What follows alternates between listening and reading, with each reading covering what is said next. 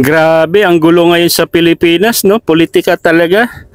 Buti na lang tayo mga OFW, trabaho lang tayo ng trabaho, mag-ipon tayo lang para sa negosyo natin pag-uwi. Huwag natin gayahin yung mga nasa Pilipinas, ang gugulo nila, politika, away dito, away doon, 'di ba? Duterte, Marcos doon, 'di ba? Kayo ba nakakapanood dito? Kanino ba kayo? Kanino ba kayong sumusuporta? Duterte or Marcos? Pa-comment sa baba. Ang gulo. Napanood nyo ba yung mga hearing sa Quadcom hearing? Ito hindi to about OFW pero i-relate ko rin para magkaroon lang tayo ng ano. Bibigyan ko rin kayo about sa politics yung kayong mga OFW nagbibigay din ako. Kasi nanonood din ako mga ganyan para alam ko rin nangyayari sa bansa natin. Oh, 'di ba? Ang gulo na. Tayo na nahimik dito kahit hirap tayo sa trabaho. Okay? Pero advice ko sa mga kapwa kong OFW, maging wise po tayo kung kakapag-rehistro po kayo, maging wise po tayo sa pagboto. Pansin nyo, ang gugulo nila sa politika. Diba? Pinabayaan na lang tayo. Pero pag malapit na talaga yung eleksyon, ay magpapasyalan na yan dito sa abroad. Nako, maniwala po kayo. Oh, musta kayo? Picture ngayon yung mga OFW. Di ba, hihingi na ng boto pero pag nanalo siya, naalala nyo ba? Babanggit nyo ba sa mga hearing? Di ba? About OFW? Nako, wag po tayo basta-basta magpapadala sa mga tamis ng pangako na yan. Mapa Marcos o mapa Duterte naman. Isa lang kailangan natin, yung tao na yon, okay, gagawa ng batas exclusive para sa mga OFW lang. OFW pension, ibigay nyo. Hindi yung puro kayo away dito. Diba? Yung ngayon naglalabasan na ang mga baho nila ngayon. Diba? Si retired Colonel Garma nagsalita na against do sa sa Duterte niya, 'di ba? Yan partido nila yan magkakasama yan, 'di ba? O ngayon kumanta na yan si retired Roy Nagarma, 'di ba? Dating general manager sa PCSO, kaya laki ng pera mga nawawala sa kaban ng bayan. 'Di ba? Ang gulo ngayon sa politika, kanya-kanya na siraan. Kaya tayo mga OFW, ingat tayo sa iboboto. Di balik kung walang iboboto, at least hindi pagsisihan. Di ba? Yun ang mahirap sa atin, magpapasyalan na yan. Gagastos na ng malaki. Di ba? Kasi babawin nila yan pag nanalo. Di ba? Puro imbestiga. Wala mangyayari. O, saan ba kayo? Duterte, Marcos. Ang ayon ba kayo doon sa Marcos Duterte na yung, di ba? Pag ikay sangkot sa bawal na gamot ay talagang hindi ka na magigising. Di ba? Ito Marcos tahimik pero dumali kung patalikod din. Tahimik kung gumawa. Di ba? Gusto ko isang politiko lang. Di ba? Ang maggawa ng batas para sa OFW, doon ako. Mapa Marcos Duterte ka man o Pink Lawan ka man, basta kung congressman ka man, senador ka man, basta gumawa ka ng batas, okay, pabor sa OFW pension, ano pa bang kailangan, di ba? Parang ganon, yung OFW pension parang doon na papasok yung parang SSS, Pag-ibig, doon na lahat, di ba? May card tayong OFW card para alam mo yun, may pension tayo. Dapat yun ang gagawin. Dapat yun ang nire-request ng mga OWA, di ba? Request ng mga sa DOLI. Dapat lahat na. Meron ngang programa, di ba? May naggumawa ko ng content about doon sa solo parent program. Dami naman mga requirements. Tapos meron pang 250,000 pesos required para makapasok. Ang baba lang nun kung tutuusin. Ang sahod nun every month 20,000 plus. Ang sahod ng mga OFW pinakamababa 1.5 real.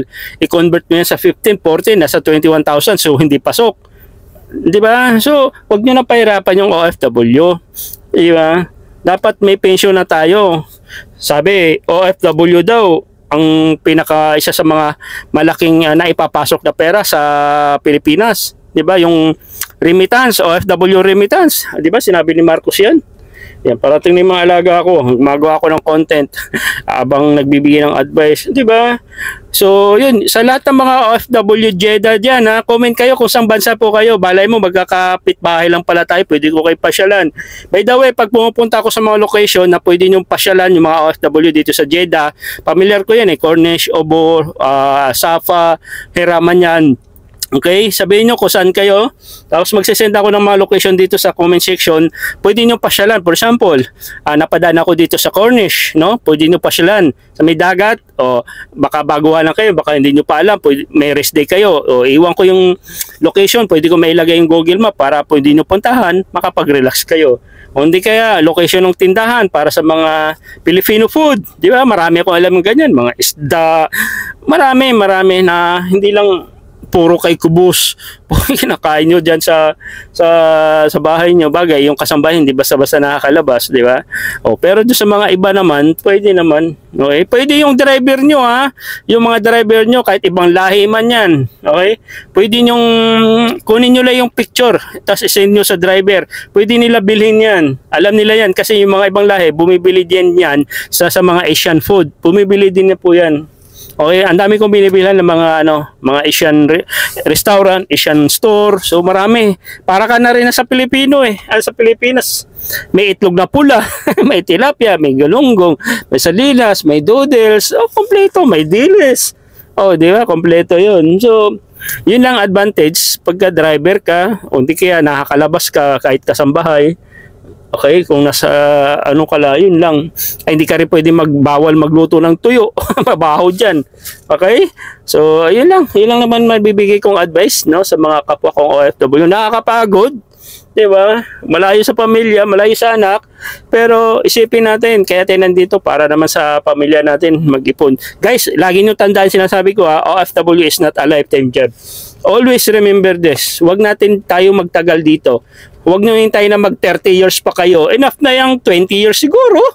Kasi lalo na pag may college kayo, yan pwede naman yun. Pwede 10 years kung kaya na mag-ipon para magnegosyo. So yan yung ginagawa ko ngayon. O diba? Pwede ka bumili ng lupa, may bahay ka na, tapos doon ka na for good mo. Pwede ka na magtayo ng negosyo kahit sari-sari store, wala ka nang babayarang OPA. 'Di ba? Yung puhunan mo may 50 to 100,000 ka, pwede mo nang galawin 'yan, pwede mo nang umpisahan 'yun. Laking tulong na 'yon sa mga OFW. Kung single ka naman, 'di ba? Eh kung may katuwang ka naman, wag lang pasaway. 'Di ba? So 'yun lang guys, mag-ipon po tayo guys ha. Wag po tayo masyadong parang piyesta yung nasa bahay tapos kinakain natin Indomie, kawawa naman tayo. Pero ganun pa man, hinihinay lang sa pagdala. Kailangan lagi kang magtabi, ano man mangyari. Okay, wag niyo sanayin yung anak nyo, pamilya nyo na ganun pinapadala nyo malaki. Kasi masasanay po yan. Kahit milyon pa yung ipapadala mo, kulang pa rin yan. Hihingi. Tandaan mo, kawawa ka pag uwi mo, pag wala kang bitbit. Isasabihin sa iyo, bakit hindi ka pa nag-ipon? Hindi naman nila alam na pinapadala mo lahat. Di ba? So yun lang naman. Comment nyo kung saan bansa po kayo. Okay, and then sa mga next video ko, isa-shoutout ko yun kayo. Okay? Magtulungan po tayo pa-subscribe yung aking YouTube channel. I hope makaabot ng 1,000 subscriber. Bago lang po kasi ito, wala pang 1 month. God bless and bye-bye.